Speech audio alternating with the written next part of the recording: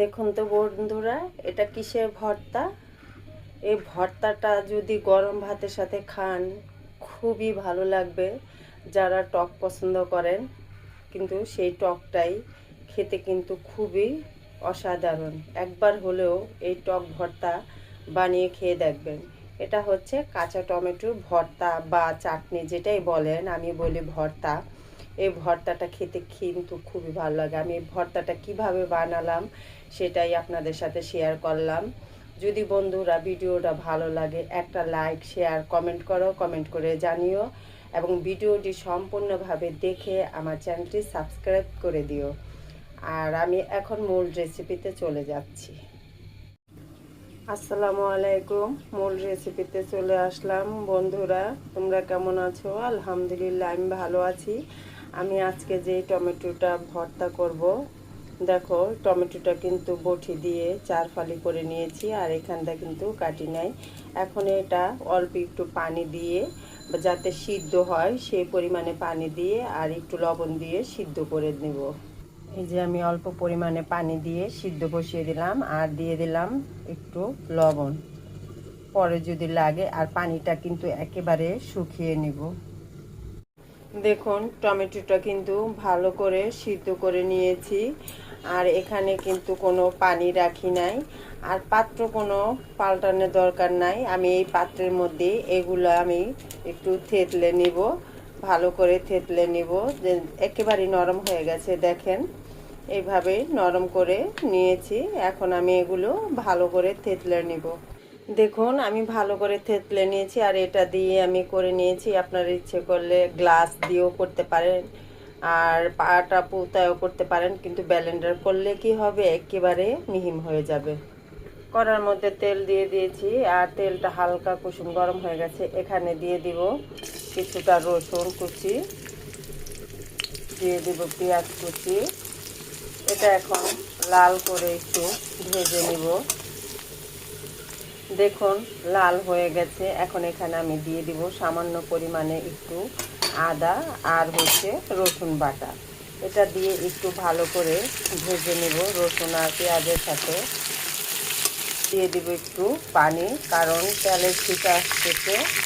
দিয়ে দিব হলুদের গুঁড়ো, মরিচের গুঁড়ো।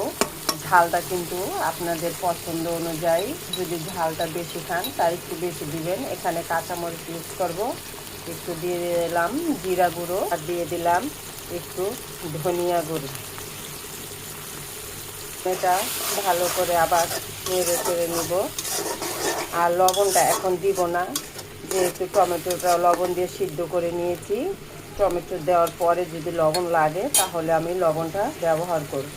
মশলার একটু দিয়ে দিব। দেখো এটা হচ্ছে সর্ষে বাটা, এটা হচ্ছে লাল সর্ষে বাটা। আপনারা ইচ্ছে করলে মানে যে কোনো সর্ষে বাটাই নিতে পারেন, সাদা লাল যেটাই হয় সেটাই নেবেন। এখন এই সর্ষে বাটা দিয়ে ভালো করে মশলাটা কষিয়ে নেব, যাতে তেলটা আস্তে আস্তে উপরে উঠে আসে। দেখুন তেলটা কিন্তু উপরে উঠে আসছে, আর মশলাটাও কত সুন্দর কষানো হয়ে গেছে। দেখুন আমি দিয়ে দিব টমেটো, দিয়ে দিব কটা কাঁচামরিচ। এই যে বললাম আপনাদের ঝাল আপনারা পছন্দ অনুযায়ী দিবেন। এখন এটা ভালো করে আবারও নেড়ে চেড়ে নিব, আর আস্তে আস্তে রান্না করে নেব। এখানে কিন্তু আর এটা ঢাকতে হবে না। এটা এখন আস্তে আস্তে একটু পরে নাড়াচাড়া করে দিতে হবে, যাতে নিচে না লেগে যায়।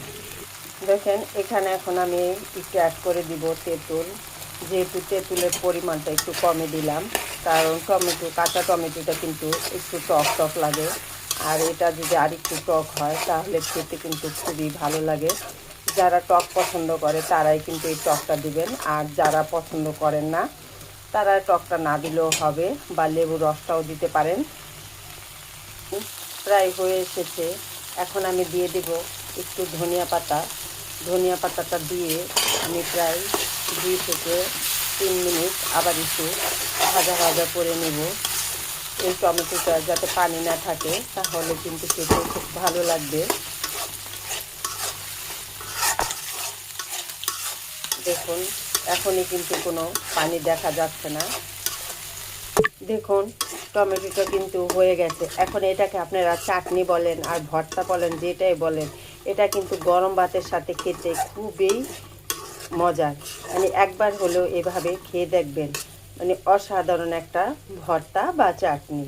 এখন আমি এটা নামিয়ে নিব। দেখেন ভর্তাটা হয়ে গেছে। আল্লাহ হাফেজ।